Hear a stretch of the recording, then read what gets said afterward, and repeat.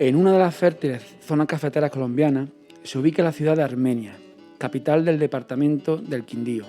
Esta región fue poblada por colonos provenientes sobre todo de Antioquía y del Cauca. Cuenta la tradición que un 14 de octubre de 1889 es fundada por Jesús María Ocampo, Alejandro Arias Suárez, Jesús María Arias Suárez y otros 27 pioneros. En un primer momento pensaron en llamar al asentamiento Villa Holguín, en honor al presidente de la República, pero finalmente se denominó como el país caucásico, pues ya existía una finca con ese nombre, y al mismo tiempo Armenia. Sería un homenaje epónimo a este pueblo que en aquel momento sufría una masacre ordenada por Abdul Hamid II, el que se conoció como Sultán Rojo. Se calcula que durante este exterminio de cristianos, el número de víctimas ascendió a las 300.000 personas. De estas acciones se vislumbra una política de terror hacia los pueblos sometidos por el Imperio Otomano, pretendiendo con ello parar la pérdida incesante de territorio que estaba experimentando. El que se conocía en aquel tiempo como el enfermo de Europa. Uno de los episodios más lucrativos durante este holocausto cristiano fue cuando las tropas otomanas incendiaron la catedral de Urfa, donde se habían refugiado 3.000 armenios, y fusilaron a todos aquellos que intentaban escapar. El sultán, además, obtuvo el firme apoyo de los jefes kurdos de la región, a los que dio carta blanca para aniquilar a cualquier cristiano, y de cuyos bienes se apoderaron posteriormente, al igual que realizaban las más atroces perversiones con las mujeres y niños. Para 1897, Abdul Hamid dio por concluida la cuestión armenia, tras la aniquilación no solo física de sus habitantes, sino también en sus derechos políticos. El último atentado perpetrado en la comunidad cristiana, de que tengamos noticia, fue en la ciudad indonesia de Makassar, en el interior de una iglesia mientras se oficiaba la misa de Domingo de Ramos. Y es que la persecución contra esta religión no quedó en la negrura del pasado, sino que sigue muy presente, siendo el cristianismo la religión más hostigada actualmente. Según el informe realizado por la institución Open Doors, para el año 2020 son al menos 340 millones los cristianos perseguidos o acosados en el mundo, un dato que seguramente desconoce la opinión general, sobre todo en nuestro mundo occidental. El pasado año han sido asesinados 4.761 cristianos, una cifra que no para de subir, y donde destaca un país, Nigeria, en el que la cifra se situó en los 3.500 asesinatos vinculados a milicias terroristas islámicas. También es destacable la inestabilidad del Próximo Oriente, donde sencillamente se han convertido, junto a los zoroastristas, en una especie en vía de extinción, debido a las guerras que sufre dicho territorio. En Siria, por ejemplo, donde precisamente puso sus pies San Pablo y cuya semilla sirvió para hacer del cristianismo una fe ecuménica, antes de la guerra iniciada contra este país, el número de cristianos ascendía a 2 millones. Ahora, aun teniendo el amparo del gobierno, quedan poco menos de medio millón. El referido informe indica una lista de los 50 países donde es más peligroso ser cristiano, y durante el año de pandemia, estos creyentes se han visto aún más discriminados. Han sido en muchos casos desahuciados, sin poder acceder a recursos sanitarios o alimentos. En países como la India, Myanmar o Turquía, se puede negar algo tan básico como el estatus de ciudadano a un habitante por profesar otra creencia distinta a la de la mayoría.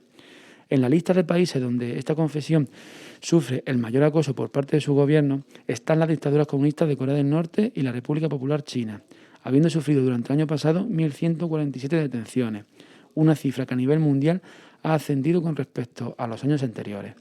A esto se añaden 4.488 ataques o cierres forzosos de iglesias en todo el globo. Pero no solo son gobiernos y milicias integristas las que amenazan la libertad religiosa de los cristianos. Es destacable como en ciertos países cuya mayoría social es cristiana, se produce la curiosa y triste situación de que cada vez supone una mayor dificultad la libertad de su práctica de culto. Así sucede en Eritrea y Etiopía, aunque también en países occidentales como México y Colombia, donde grupos vinculados al narcotráfico han asentado su poderío de terror en algunas zonas. Y pocas son las voces contestatarias que en muchas ocasiones pertenecen a militantes cristianos, por lo que son eliminados metódicamente. Esta situación nos puede parecer lejana, que pertenece a países en conflicto, pobres o atrasados.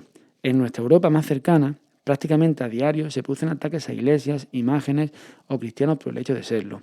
Pero hay otras muestras diarias de ese acoso, que son más sutiles y pasan desapercibidas. Es clara la mofa que se hace desde programas de entretenimiento en los que se muestra como a unos esperpentos, a jóvenes cristianos que dedican vivir acorde a su fe. También nos suenan familiares esas comedias donde aparecen personajes cristianos fundamentalistas que aparentan virtud y a la hora de la verdad son egoístas y perversos. La falta de respeto a las creencias de los demás comienza por ridicularizarlas ante los ojos de la sociedad, para después pasar a cosificar a las personas que las siguen. Y hay solo un paso para que ese ataque llegue a ser incluso físico. Tras el sangriento holocausto de cristianos impuesto por el sultán rojo, le siguió en el tiempo otro entre los años 1915 y 1923, en el que perecieron otros 2 millones de armenios a manos de los turcos. Quizá esta inquina se deba a que precisamente Armenia sea un símbolo, ya que fue el primer reino que abrazó el cristianismo allá por el 301, un pueblo que este año ha vuelto a sufrir la persecución. Los datos que muestra Open Doors no son halagüeños y la persecución al pueblo de Dios dista mucho de detenerse, pero quisiéramos que nunca más una ciudad como es la Armenia colombiana debiera su nombre al homenaje que se hace por un nuevo exterminio cristiano. Muy buenas tardes, otro miércoles más estamos con todos ustedes. Soy Mario Martos y esto es El Mundo a las 8. Otro miércoles más nos acompaña aquí Tomás Pérez. Buenas tardes. Muy buenas tardes. Y gracias otra vez por estar otro miércoles más aguantándome. Aguantándome tú a mí y nuestros oyentes.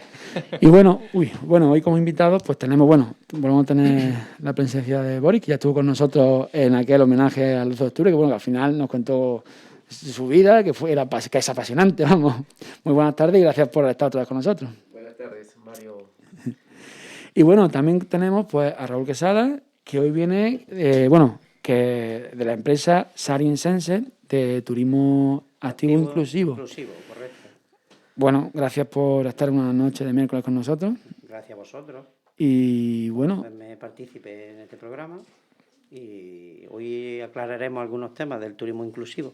pues la verdad que bastante interesante. La verdad que es un tema que se desconoce. Yo pues, soy el primero que tengo alguna idea, pero seguro que hoy aprenderemos muchísimo. La gente lo oye, pero realmente no lo conoce. Ya, eso me pasa a Y mí. además aquí en Jaén, que un empresario se haya dedicado a esta tarea.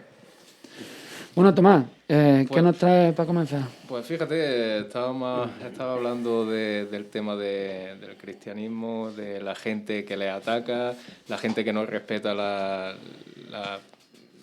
los sentimientos religiosos de otras personas, y atacantes de cristianos tenemos nosotros sentados en escaños.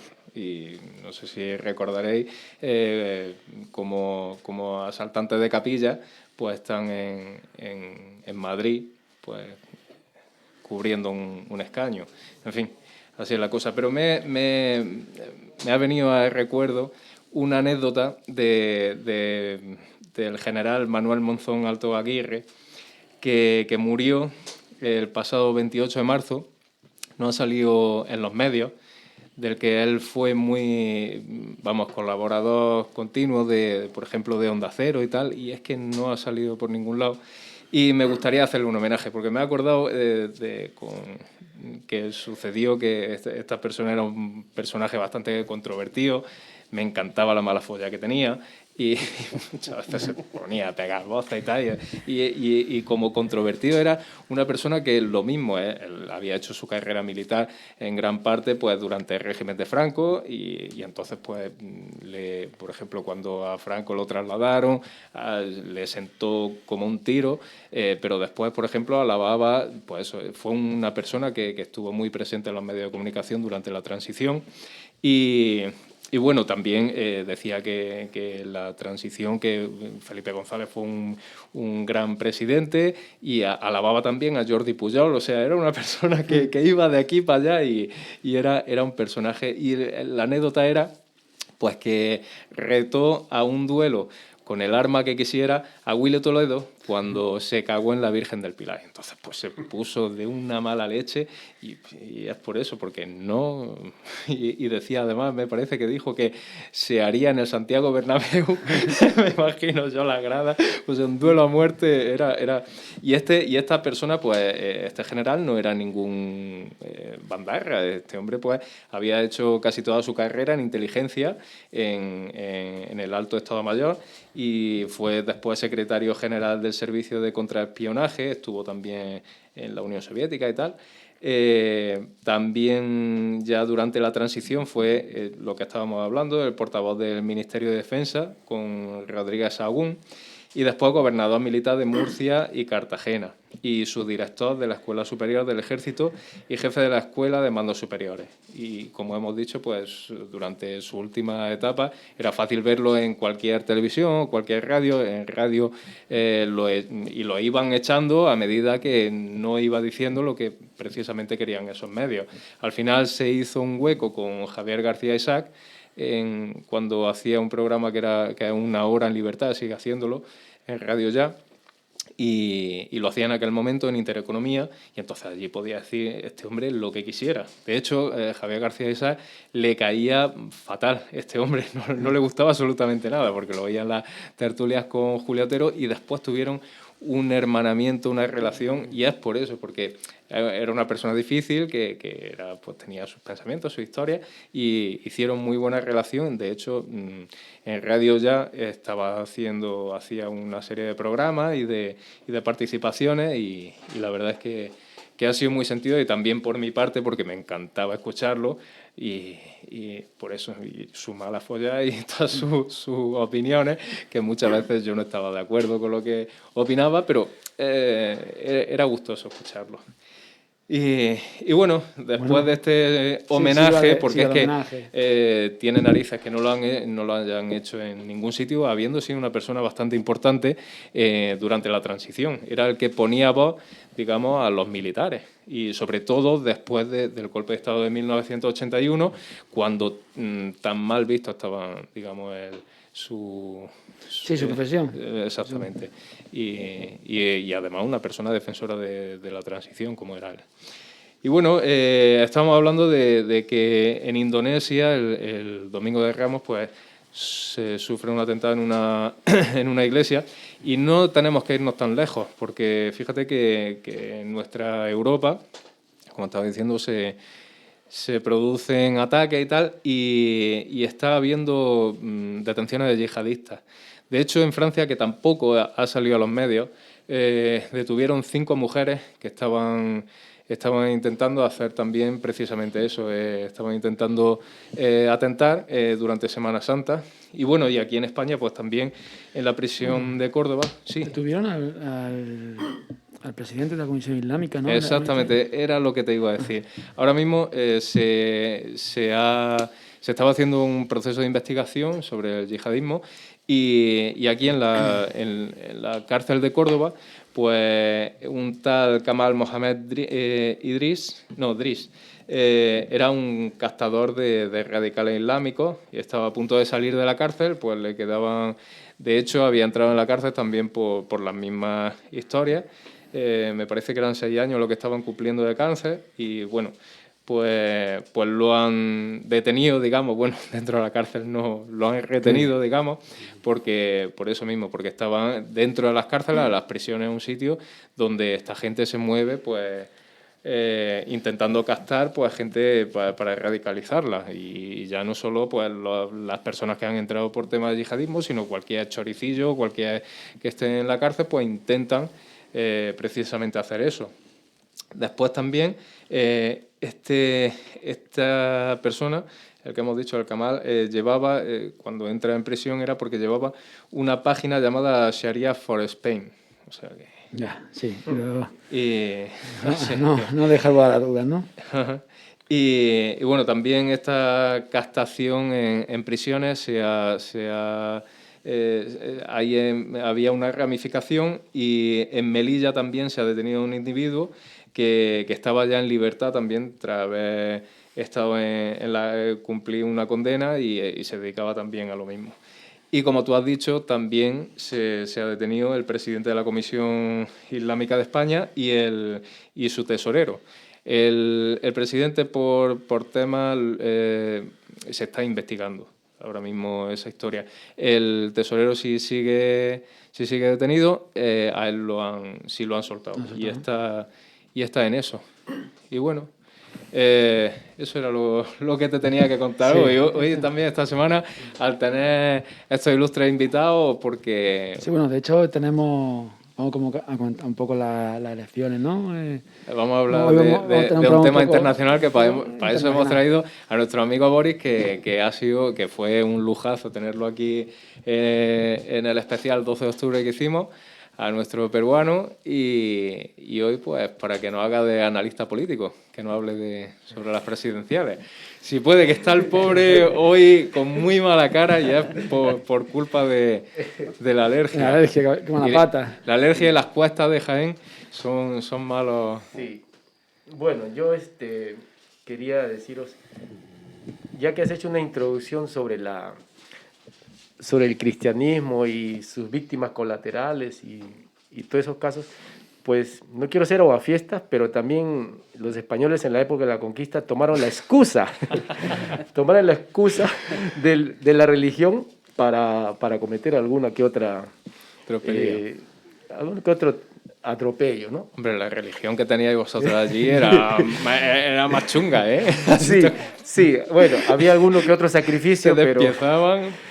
Bueno, es que lo que quería comentar era Sí. la anécdota que, según la historia, dice que cuando Francisco Pizarro llegó a encontrarse con el Inca Atahualpa, que era el jefe del imperio, entonces hicieron el encuentro, tuvieron su traductor con un indio que le decían Felipillo, le pusieron los españoles el nombre Felipillo, porque era el traductor del quechua al castellano, ¿no? Entonces se dice que Pizarro pues le trae una Biblia a Atahualpa, ¿no? Y Atahualpa la mira por todos los lados diciendo, a ver, ¿con qué se come esto? Y agarró y la tiró al suelo, y de inmediato fue la excusa para decirle, este es un hereje, y lo demás, y lo tomaron prisionero. Sí. Y luego de tomarlo prisionero, pues Atahualpa dijo, pues bueno, era en Cajamarca, en la ciudad de Cajamarca, y entonces le prometió a Atahualpa, le dijo, mira, hasta donde llegue mi brazo en alto, pues te voy a llenar todo este cuarto de oro, toda esta habitación de oro, ¿no? Y bueno, los conquistadores, pues dentro de su codicia y ambición, dijeron, pues bueno, ¿cómo no? Frotándose las manos. Y entonces comenzaron a llenarlo de oro, pero igual lo mataron. Igual. Pero bueno, esa era una pequeña acotación a lo que vosotros veníais diciendo. Sí. Pero bueno, dentro de todo eso, pues no Oye, una cosa muy curiosa que hay en el Perú, me sorprendió enormemente, es que la segunda fuerza política de las últimas elecciones fueran los israelitas. Explícanos quiénes son, porque es una cosa curiosísima. Es que, a ver, el Perú es un estado laico, pero no creo equivocarme, pero el 80% es de religión católica, ¿no? Ahora, han aparecido diversos partidos políticos muy variopintos, y uno de estos es una pequeña comunidad de israelitas que fueron tomando fuerza porque hicieron un trabajo como de hormiga. Esta gente no son judíos, son cristianos, ¿no? Son protestantes. Sí, son cristianos israelitas, ¿no? Tienen una doctrina, pero todo bajo ¿cómo te explico? No son judíos, pero tienen más o menos parte de su doctrina, ¿no? Muy presente el Antiguo Testamento. Exacto. Sí. Entonces, se caracterizan todos ellos por no cortarse el cabello, por usar barba, a la usanza, yo qué sé, de Moisés, se podría decir. Sí. Pero... Además, ellos dicen que el Perú es como el paraíso, ¿no? Como si fuera la tierra prometida en América, y de hecho el fundador lo tenían como el nuevo Mesías. Como el Mesías, claro. Sí, el fundador se llamaba Ezequiel Ataucusi, que ellos mismos dijeron que iba a reencarnarse y a revivir, lo que nunca sucedió. Entonces eso era cuestión solamente de fanatismo, ¿no? Sin embargo, cuando hay encuestas para elecciones como las hay hoy, nunca estuvieron ni siquiera en el sector de otros, ¿no? Pues siempre sale primero, segundo y otros, ¿no? Y en las penúltimas elecciones dieron, como se dice aquí, un pelotazo y consiguieron meter no sé qué cantidad, 16, pero un buen 16. porcentaje de Sí, congresistas sí. que 16.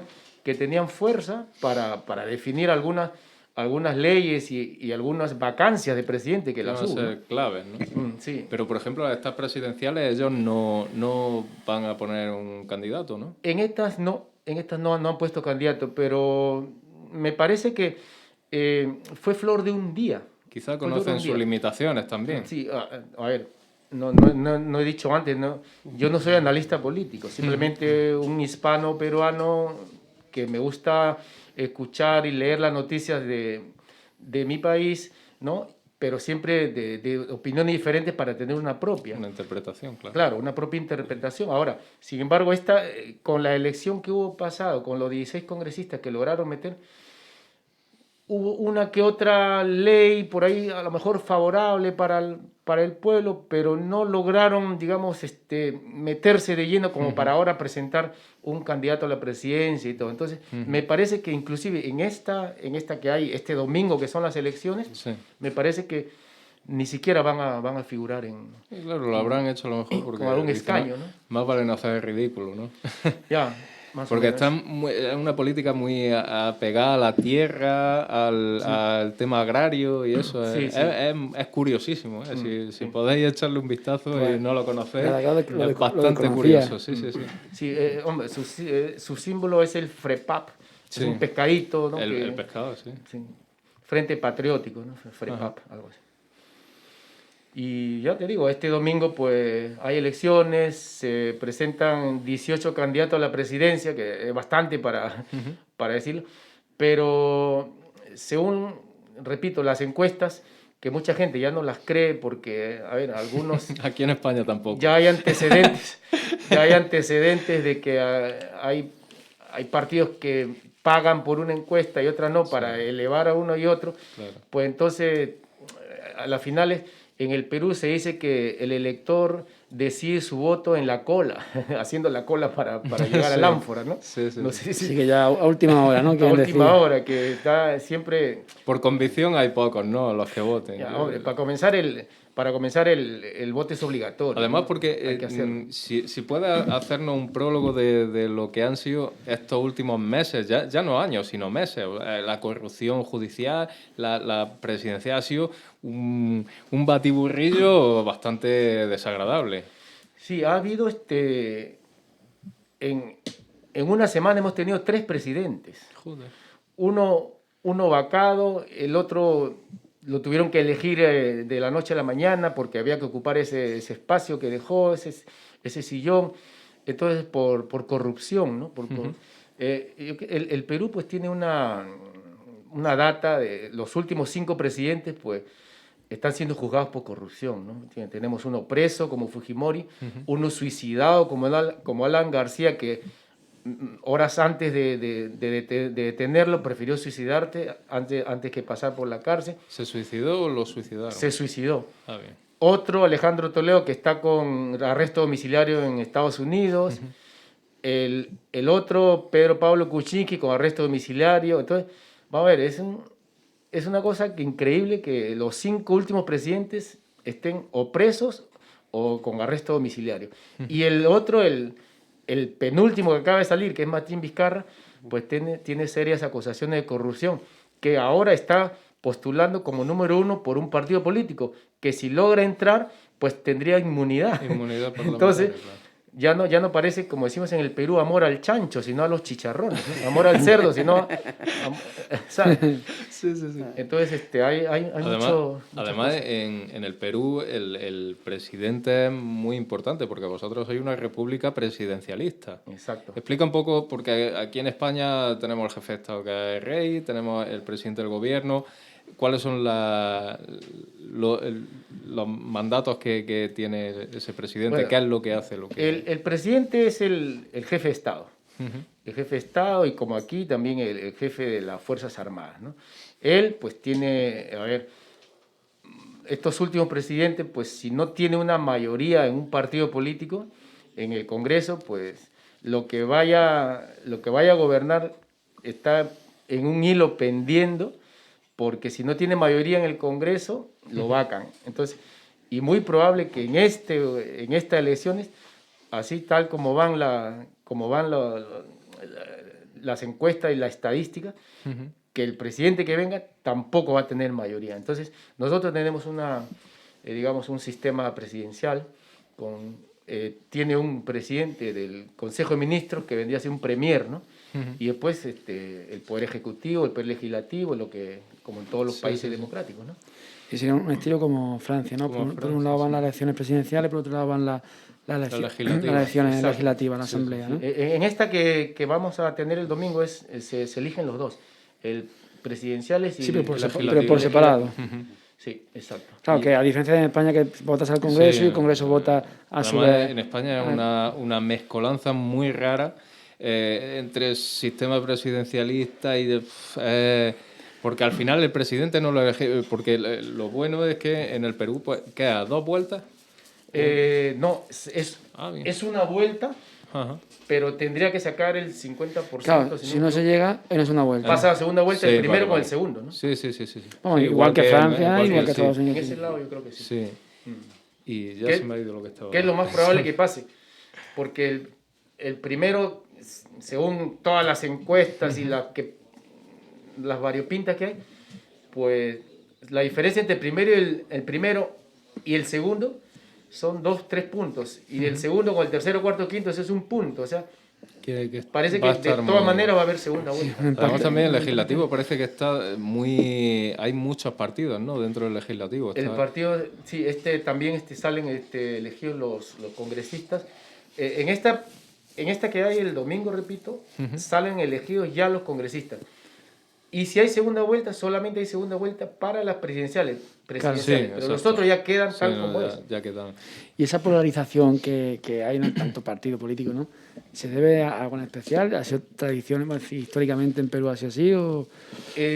A ver, hay partidos tradicionales, ¿no? Digamos, como sucede en la mayor parte del mundo, tradicionales, que tienen muchos años de fundados, pero en el transcurso del tiempo ha habido corrientes en el Perú de que la gente ya está harta de los partidos tradicionales porque los ven como lo mismo de siempre, ¿no? Que te prometieron toda la vida lo de siempre y nunca cumplieron.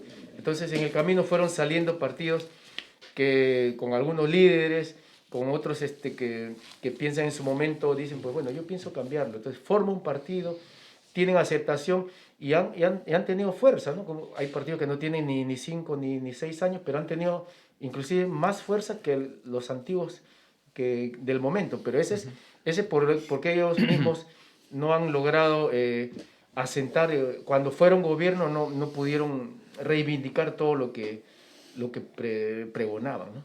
Es curioso que cada vez en más países se da una situación similar, ¿no? De que siempre ha estado los viejos partidos tradicionales alternándose al poder y ha llegado un momento que quizás hay una desazón a nivel internacional con la clase política. Bueno, Tomás, ¿alguna pregunta más? Si no pasamos, quería preguntar, pues, por ejemplo, te quería preguntar por Keiko Fujimori, que bueno, aparte de querer indultar a su padre, y ¿es posible que suceda en el Perú como lo que sucedió? Porque ahora mismo Fujimori, que está en arresto domiciliario. No, está en prisión. En una prisión. Una prisión especial, sí, entre comillas. Claro.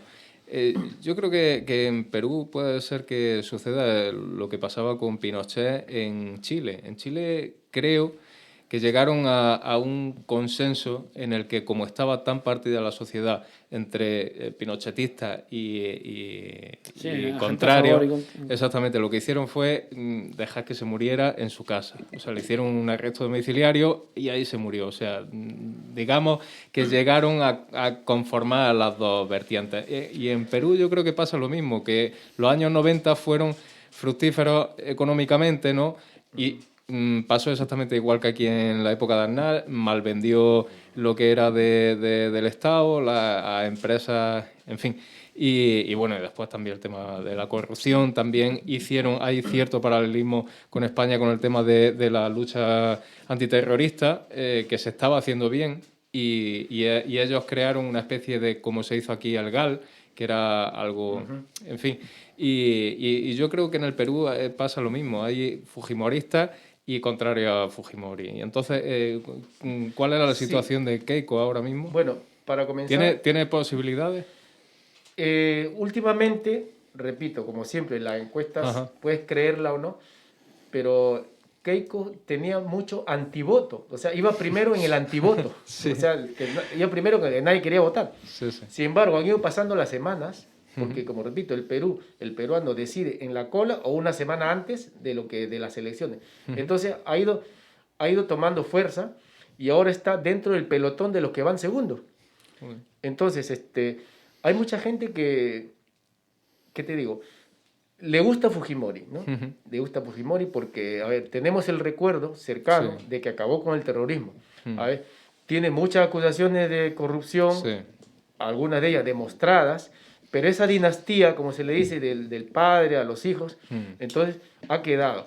Ahora, mucha gente dice, pues bueno, si el padre se equivocó, pues la hija no. Pero la hija también tiene serias acusaciones de corrupción. Es más, ya estuvo presa por algunos meses. Sin embargo, tiene ahora libertad condicional, ¿no? Y está haciendo campaña. Claro. Pero el Perú, aunque haya muchos visos de corrupción con el gobierno de Fujimori, pues tiene su gente que lo apoya, ¿no? Ahora, tiene buenas ideas, es muy... A ver, en la época de Fujimori fue muy radical, ¿no? Se enfrentó a Sendero Luminoso y al MRTA, se enfrentó y se le golpeó y casi lo exterminamos de raíz, ¿no? Sin embargo, lo que hizo con la mano derecha lo borró con la mano izquierda y ahora pues es muy difícil que consiga la presidencia, pero uno nunca sabe, ¿no? Como se dice, no sé cómo le dicen aquí, pero allá se dice outsider, el que viene desde atrás y puede hacer que actúe como un outsider y dé una sorpresa el domingo, ¿no? Es muy difícil, pero a ver, puede suceder. ¿Y qué me dices de Avanza País, de Hernando de Soto? Es una persona que es uno de los mejores economistas, según dicen, que la posición de este hombre... He visto que quieren un incremento del presupuesto de sanidad, el desarrollo a la variedad de productos de importación, en fin. Sí, bueno, Hernando de Soto, como lo has dicho, pues para muchos una eminencia en economía, ¿no? Fue, creo que un par de veces nominado para el Premio Nobel de Economía. Ha asesorado, si no me equivoco, a más de 30 países. Algunos de ellos con alguna crítica porque, a ver, asesoró a dictadores, como decía, a Gaddafi, no me acuerdo qué otro presidente, pero... Bueno, pero también hay que tener en cuenta digamos, la psicología de esos pueblos. O sea, Gaddafi es que su pueblo era de tribu, tribal, y él... Claro, es lo que él dice, yo no lo he asesorado a él, yo he asesorado al plan del gobierno. Exacto. Para que los pobres no sean más pobres, ¿no? Es lo que dice él, ¿no? Bueno, entonces él... ahora último le hacen bromas también porque dice que tiene el ego demasiado alto, ¿no? Porque cuando él lo entrevista, pues dice, yo si salgo elegido, pues voy a coordinar con las grandes potencias para que nos provean de vacunas, de esto, soy amigo de Bill Clinton, soy amigo de... Puede ser que le pase Netanyahu, ¿no? Puede ser que le pase ahora, sería curioso que pasara igual que sucedió en su momento con el Premio Nobel de Literatura, que se enfrentó, no me sale ahora el nombre, Vargas Llosa, claro. Vargas Llosa con Fujimori.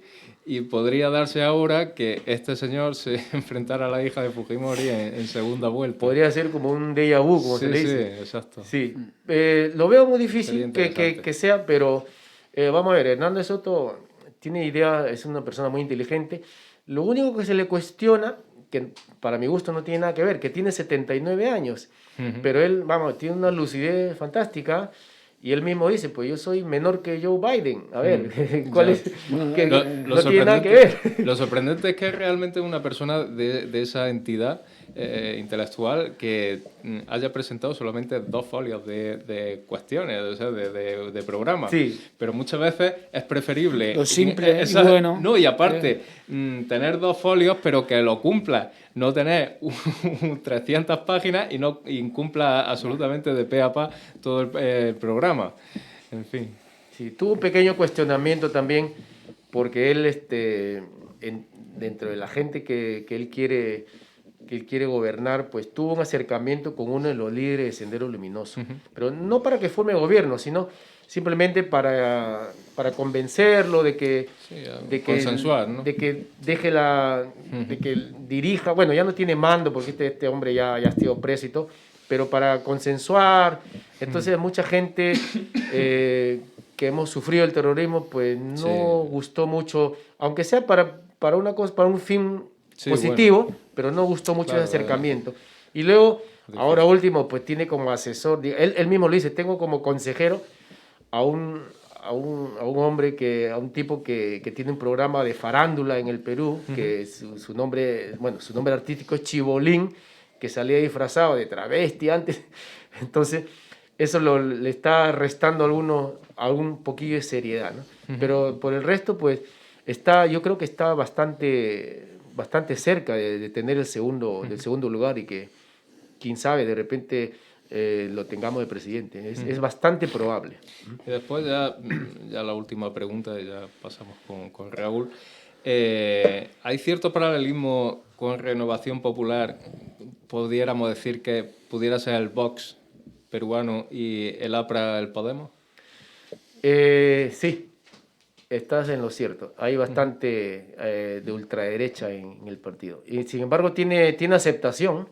Tiene aceptación porque justamente con esta empresa brasileña de constructora de Odebrecht que corrompió medio América Latina, entonces uno de los caballitos de batalla de Rafael López de Aliaga, que se llama el candidato de Renovación Popular, es el que dice: yo apenas tome el mando, en ese instante expulso a esa compañía y le impongo unas multas de millonarias para que devuelva todo lo que robó en corrupción al Perú, ¿no? Entonces, y otras cosas que se asemejan mucho a Vox. Y el APRA Podemos, ¿no? También. El APRA esta vez no postula. No postula. Ah, bien. Hay un Podemos Perú, sí. Bien. Hay un Podemos Perú. Sí. Pero tiene que ver algo con... La doctrina es muy diferente. Muy diferente. Parece que solo coincide en el nombre. Sí. Bueno, pues en Tónica Internacional ha sido interesante acercarnos un poquito más al mundo hispanoamericano, al otro mundo, a otra parte del charco. A la otra España. Sí, conocer un poquito mejor. Bueno, a nuestro hermano. Por seguir avanzando, que no creo que se nos vaya el tiempo. Raúl, antes de nada, dinos, ¿qué es el turismo activo inclusivo? El turismo activo inclusivo, pues se oye mucho de las accesibilidades y de las cosas, pero luego realmente se oye mucho. Hay mucho más ruido de la realidad, ¿de acuerdo? Entonces, Jaén y otras, no solamente por Jaén, en cualquier provincia en la que visitamos y hacemos actividades turísticas, nos damos cuenta que tenemos muchísimas barreras todavía por eliminar. Pero no solamente físicas, sino también son psicológicas. La gente cree que no puede hacer ciertas actividades. Yo, a raíz de 2013, que iniciamos nuestra actividad, ¿de acuerdo?, fue cuando empezamos a reeducar un poquito en el tema de la discapacidad, para que ciertas personas se dieran cuenta que pueden hacer un turismo totalmente diferente al sol y playa. No es a la playa el único sitio donde llega una silla de ruedas. ¿De acuerdo? Empezamos en 2013, en octubre, hicimos una presentación en Tierra Adentro, en esta feria de turismo que se hace de turismo de interior en Jaén, y a raíz de ahí pues nos ha ido marcando el camino ciertos premios que hemos ido recibiendo, porque abrimos en octubre y en el mes de diciembre ya teníamos recibido 2 premios. Luego en el 14 recibimos 3 premios más y en el 16 nos dieron el sello de la UNESCO en turismo y accesibilidad. Más o menos ese es el corto recorrido que todavía llevamos, porque hará 8 años o 7 años y poco. Y hemos ido trabajando, somos una empresa de Jaén, no trabajamos con turismo masivo, trabajamos con familias, personas que tienen discapacidad. No somos una empresa específica de discapacidad, que a veces nos confunden con eso y nos centran en un turismo de discapacidad. No somos así. Somos una empresa que trabajamos con la inclusión, y esa persona que sea discapacidad se integra en un grupo de personas que tienen otro tipo de discapacidades, porque no somos todos perfectos. Y entonces lo que hacemos es diluir diluimos esa... Entonces la persona ya se siente integrada dentro de una actividad y la normaliza. Nosotros lo que vamos buscando en nuestra lucha de accesibilidad es que se normalice. Que no se vea una muleta ni una silla. Escenificamos siempre la silla de ruedas con la discapacidad, pero hay muchísimas discapacidades. Es una palabra interesante, normalización. Y además cualquiera podemos llegar a una discapacidad en ciertos momentos. Puede ser incluso temporal. Sí, sí, ahí una hay mujer embarazada discapacidades. también La edad es otra parte que nos está haciendo también, que reducimos la movilidad, se reducen ciertas cosas y reacciones. Yo me voy dando cuenta poco a poco que no puedo hacer lo que no. Una cosa que lo que has comentado que me ha parecido muy interesante y me ha gustado mucho, lo de que no se centra en el turismo masivo, sino en un turismo familiar que en realidad es un turismo que te da mayor calidad, sí, de calidad. Exactamente. Sí. Estamos viendo ahora en Madrid. Los franceses viniendo. Exactamente, bueno, pero que también en Manacor, en Manacor, ¿no? Aquí en Baleares también, el turismo de borrachera. Y esto es lo que... Ese turismo, es de agradecer. pero ni siquiera me acerco. O sea, no van con los pilares que trabajamos nosotros, no trabajamos con un turismo masivo porque en lo masivo, te pongo un ejemplo muy sencillo, ir a Cazorla con un autobús de 60 personas, la mayor parte de sonidos, animales y cosas que puedes ver en ese ambiente que vas buscando eso, si no te irías a un parque temático, y se pierde. Te digo porque hay gente que sale conmigo y me dice, Raúl, es que siempre que voy contigo veo animales, veo esto, veo... no es que sea conmigo, que yo no tengo nada de especial, ni los contratos, ¿me entiendes? Lo que pasa es que vamos en un grupo pequeño, en silencio, respetando el medio ambiente. Somos unas personas que medio ambiente nos tiene, a través del currículo de este tiempo, nos da acceso a sitios que otras empresas no pueden ir, porque yo realmente siempre hago un estudio del impacto medioambiental que genero. Te lo puedo decir aquí muy tranquilo, estoy por debajo del 0,005. Joder. Y eso la empresa, ahora mismo, muy poquitas te hacen un estudio del impacto ambiental que generan. Y tendréis, me imagino, unos certificados que os obligarán. Yo creo que el sello de la UNESCO creo que es bastante certificación para decir que lo que estamos haciendo lleva un buen camino, trabajamos bien, la gente que trabaja conmigo es muy profesional. Y luego con las diferentes empresas con las que cohesiono y hacemos paquetes, porque ahora estamos generando un paquete a espera de que se pueda abrir esto un poco y podamos funcionar, porque tenemos que garantizar también la calidad de salud, ¿me entiendes? Y la seguridad que tenemos. Y estoy con Viajes Trino, porque Viajes Trino lo considero una empresa de Jaén, de toda la vida. Es como el aceite de oliva. Claro, además, bueno, siempre tira de... Viajes Calabrú, esta gente pero digo que son gente que está aquí, que es de Jaén, que han apostado por Jaén, sigue aquí. Más bueno siempre apostar por eso, por la economía circular del entorno. Si no apuestas por lo tuyo, vas mal. Además, vuestras rutas, si no me equivoco, siempre empiezan en Jaén. Siempre, sí. Todo lo que nosotros trabajamos en los 4 parques naturales que hay aquí, en la provincia.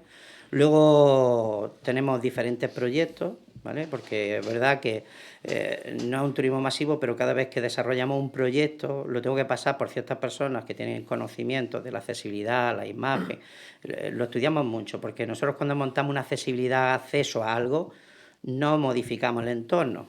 Porque si todo el sitio donde vamos se anularan las escaleras, viéramos rampas, sería un impacto visual muy mal. O sea, perderíamos la realidad de lo que hay. O sea, intentamos que disfrutes con la misma imagen que disfruto yo. Claro. Cuando hago una cumbre, cuando volamos en parapente, cuando volamos en globo, un descenso de barrancos, o sea, todo este tipo. Se intenta que no se haya modificación ninguna. Por ahí se hace el estudio del impacto que generamos, porque una bicicleta genera un impacto grandísimo sobre los caminos y las veredas, cuando una persona a pie es un impacto muy poco. Entonces, todo eso lo tenemos en cuenta a la hora de hacerlo. Gracias a ese currículum que tenemos y a ese respeto hacia la naturaleza, tenemos acceso a esos sitios que otras empresas no llegan. Y bueno, ya que hemos estado hablando de aquí, porque me parece muy interesante, ¿dónde, el que nos esté escuchando, cómo puede encontrar? Nosotros tenemos un acercamiento, como te he dicho que no trabajamos con grupos grandes, que si llegan, pues los tocaremos, pero tenemos cierto recelo al turismo masivo. porque si queremos respetar los parques naturales no se puede consolidar un turismo masivo. Es incoherente hablar de eso, ¿no? ¿Los grupos, por ejemplo, de cuántos son más o menos? Pues nosotros hacemos un monitor, absorbe como mucho 15 personas. Como mucho, ¿vale? Suelen ser grupos de 10, alguna persona, una familia con una discapacidad, que hermanos, familiares, primos y los demás, llegaríamos a 9, 10, 11, ¿vale? Es una cosa muy cercana, casi más que clientes, suelo acabar con amigos, ¿me entiendes? Porque son cosas muy cercanas, es un turismo muy a la carta, ¿me entiendes? No quita que estemos desde aquí, porque hace unos años pude traer una familia entera de Dubái, ¿vale? Trabajábamos con Flymore, que es una empresa de una aerolínea de Dubái, que es la que empezó a tomar contacto con nosotros por el tema de la accesibilidad. Y estuvieron con nosotros una semana y encantados con nosotros encantados con ellos. Luego hemos trabajado con Tourist for Life de Lisboa, que hacemos intercambio de personas que están hospitalizadas. Y bueno, es un camino ahí que no se oye, estamos aquí, estamos trabajando, pero damos pasos cortos, pero muy, muy bien hechos. Por eso es bueno conocer este tipo de empresas que hacen estas cosas aquí en Jaén, cuando en Jaén dice la gente que no hay nada. Sí hay. Y mucho. Sí hay. El problema es que no lo conozco, que tenemos el mantra de aquí no hay nada, aquí no hay nada, aquí no hay nada. No, Y lo de que pasa esta es que, calidad. te quiero decir que cuando decimos hay mucho y hay, pero si tú consigues llevártelo a tu terreno, a vender ese turismo de calidad real, que eso es un turismo de calidad. Cuando no digamos que estemos trabajando en el nivel luxury, porque no sería lo más caro ni lo más, pero sí es cierto que cuando es un turismo tan cercano, tan hecho a la carta, tan hecho a tu necesidad, ves las cosas de otra manera. Yo te digo que yo he tenido clientes, bueno, clientes más que clientes, un amigo, y lo tengo siempre presente porque es una persona que falleció, Joaquín, un buen amigo y una persona espectacular, con una discapacidad de un 85%, y conseguimos hacer muchísimas actividades que jamás pensaba que él podría a lo mejor hacer eso. Estuvimos volando, hemos hecho cumbres, hemos hecho la pantera, hemos subido a máquina, un 85% de discapacidad. O sea, estamos hablando de una cosa potente. Claro, sí, es fuerte. ¿Me entiendes? Y son cosas que muchas veces también a veces me encuentro, el problema del cuidador, el propio cuidador, el que limita a veces la accesibilidad. Claro. Porque vamos a ir a volar en globo y te dice el cuidador, oye, pues a mí eso me da miedo, ¿cómo se va? Mira cómo está, digo, ¿cómo está? Es que todavía lo estoy mirando, pero no, dímelo tú, ¿cómo está? ¿Sentado? Como estamos aquí ahora nosotros. Esa es la única diferencia, pero el turismo es accesible, el turismo activo es posible hacerlo con este tipo de personas.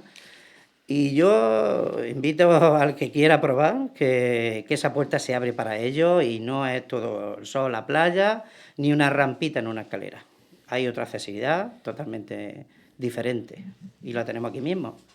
Tenemos la suerte de tener 4 parques naturales que tienen una accesibilidad un poco limitada, pero sí es verdad que a la persona se le informa cuál es el nivel que tiene y qué tipo de accesibilidad tiene, porque nosotros somos una empresa de turismo, pero ni somos una ortopedia ni la Virgen de Lourdes, ¿me entiendes? Hay que adaptarse a la realidad. No, digo, del entorno, tú haces claro. turismo en bicicleta, tú tienes tu bicicleta y tienes tu tipo de necesidades y las cubres tú. Nosotros no, en ese aspecto no trabajamos en eso. Nosotros lo que hacemos es adaptarte el entorno y ayudarte y hacer el máximo camino posible autónomo.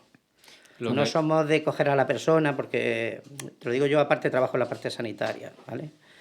Y cuando una persona la tocan mucho, la monta, la baja, llega un momento que la excesiva manipulación llega un momento que es un poco denigrante también, tanto para el que lo manipula como para el que está en la discapacidad, ¿no? A veces vemos esa silla, que yo soy muy contrario, a esta silla que se ve una persona discapacitada y entre dos la llevan, luego se la echan a los hombros y en algunas de las charlas que he dado en la Universidad de Turismo lo explico. Ya pasó el tiempo de los egipcios, ya pasó el tiempo de este cardenal francés que se montaba en esta trip para que no pisara los charcos de barro. Eso ya ha pasado. O sea, hay quad, hay caballos, hay un burro, hay montones de cosas que dan accesibilidad a ciertas personas que no tienen que ir a hombros de otra persona. Se dignifica a esa persona. Sí. Ella y todo el que la acompaña, porque todos vamos en el burro, ¿me entiendes? Claro. Ahí es donde nosotros intentamos hacer esa integración real. Esa Claro. persona es un igual. Lo que hemos hablado al principio, normalización. Exacto. Sí. Se oye mucho, pero es difícil. La gente lo ve, pero no.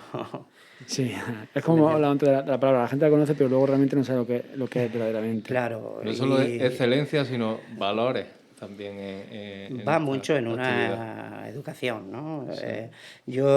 La decisión de montar esta empresa fue porque yo he trabajado en emergencias y en catástrofes, y fue lo que me dio la puerta a poder trabajar en zonas donde no llega el internet, donde no hay, ¿no? Sí, he participado en el terremoto de Lorca y en algunos sitios, y ahí no llega esto.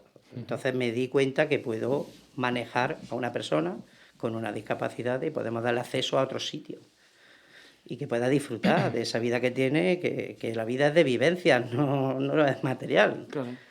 Y por eso nos viene, ¿no?, sentidos compartidos. Ese es el nombre de la empresa, porque realmente lo que hacemos es los sentidos que a alguna gente le falta por la discapacidad, lo comparte con nosotros. Y eso es lo que le da la integración. Nos estaba hablando Y la inclusión, claro. de turismo, nos estaba hablando mucho de turismo de naturaleza. Sí. Eh, Es que el mío es activo. Exactamente, pero hay también algo en tema cultural. Sí hay, sí. Sí. Además, uno de los paquetes, el que le hice a las personas de Dubái, es totalmente cultural. O sea, los arrancos llegan al aeropuerto de Málaga, entran por Granada, lo hago pasar por el castillo, vamos, la Mota, pasan a Jaén. O sea, yo, todo el recorrido que hago siempre lo hago que pasen a Jaén, que duerman en Jaén y estén en Jaén. Eso bueno. Sí. Lo que pasa es que sabemos que estamos entre dos provincias. Ya, entre Córdoba y Granada. Exactamente, que hay que competir con ellas, que ya tienen un estatus. Pregunta a la gente de fuera, porque yo tengo contacto con gente de Filipinas y de otros sitios por motivos también de trabajo, y ellos te hablan, te dicen Barcelona, Madrid o Granada. Se van ahí, pero bueno, ahí estamos nosotros haciendo hincapié y vendiendo lo que tenemos, porque realmente la gente asiática le gusta mucho más Jaén que Granada. ¿Sí? ¿Vale? Sí. Qué curioso. Sí, es por la cantidad de agua, lo verde, la floración de los almendros, le gusta más. ¿Ah, sí? Sí, te lo digo yo, vamos, te lo No, digo claro, porque por eso trabajo, sorprende, porque evidentemente yo no estoy en contacto con. que con ellos el sector vienen y turismo. quieren echarse una foto en la Alhambra, por supuesto, pero la tenemos tan cerca y la podemos hacer tan nuestra como, vamos, es que es de todo. No se considera, en esta inclusión que hablamos no teníamos que hablar ni Córdoba ni Jaén ni nada. Esta España es nuestra, ¿no? Y que era para disfrutarlo todo. Que tiene Jaén, y lo hemos hablado muchas veces, de hecho el otro día estuvo aquí la alcaldesa de Baeza y estuvimos hablando de la dejadez que ha habido a lo largo de muchísimos decenios, estamos hablando de décadas. También la destrucción que ha habido, nos lo comentaba ella, gracias a Dios, pues en Baeza no hubo las destrucciones que se hicieron aquí en los años 50, 60. Han caído edificios. Exactamente. El Lispala era un desastre lo que han hecho con Son muchos cosas, edificios. pero bueno, ahí no lo entiendo. Yo ya, bueno, la edad que tenemos, hemos tenido posibilidad de verlo, pero no la posibilidad de disfrutarlo. Y en otros sitios, con muy poquita cosa, se venden bien, lo hacen bien, le ponen un acceso muy fácil, que eso es digno de verlo, porque yo en la zona de Guadix hay algunas excavaciones que han sacado mosaicos romanos, y es que en cuestión de un año está todo al descubierto y todo con la rampa y todo con... O sea que no hay demora en ese turismo que estamos utilizando de reclamo, digamos, ¿me entiendes? Luego nosotros, dentro de los proyectos que generalizamos, solemos hacer algunas cosas como, digamos, macroescenarios, ¿no? Yo utilizo mucho la Sierra Mágina porque tengo un proyecto que va sobre... culmina el Everest en tu provincia, ¿vale? Y entonces tú vas subiendo altura en un altímetro, la vas recopilando, y luego finalmente cuando llega a la altura del campamento base, yo te monto un campamento base y te fotografía en el campamento base. Mira qué interesante. Eso es... ¿Tomás alguna cuestión más que se nos acaba el tiempo? No, lo que que nos veáis quiera lo que contar, necesite. dónde te tenemos que buscar y esas No, cosas. la página web, ahí viene el teléfono, viene todo. Y ¿Pero cuál es la página web? Pues como todas, 3W y Ser Insense. Entre Ser Insense hay un guión medio, porque hay por ahí un cantante que vale. se llama como yo y no puede Sí, ser, sí. es .es, ¿vale? Sí. Funciona también con .com.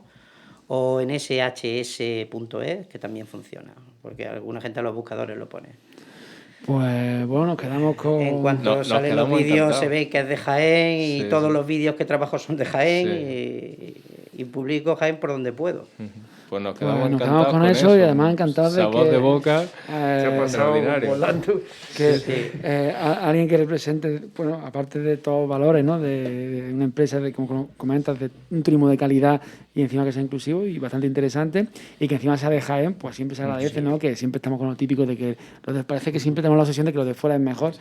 Hay cosas bonitas en todos lados. Una cosilla, que en el Perú solamente conocíamos Jaén, pero Bueno, ni siquiera ¿no? por el nombre, era por Linares, porque los locutores de radio, de cuando yo era niño, decían, el niño de Linares, nosotros decíamos, ¿dónde queda Linares? Rafael.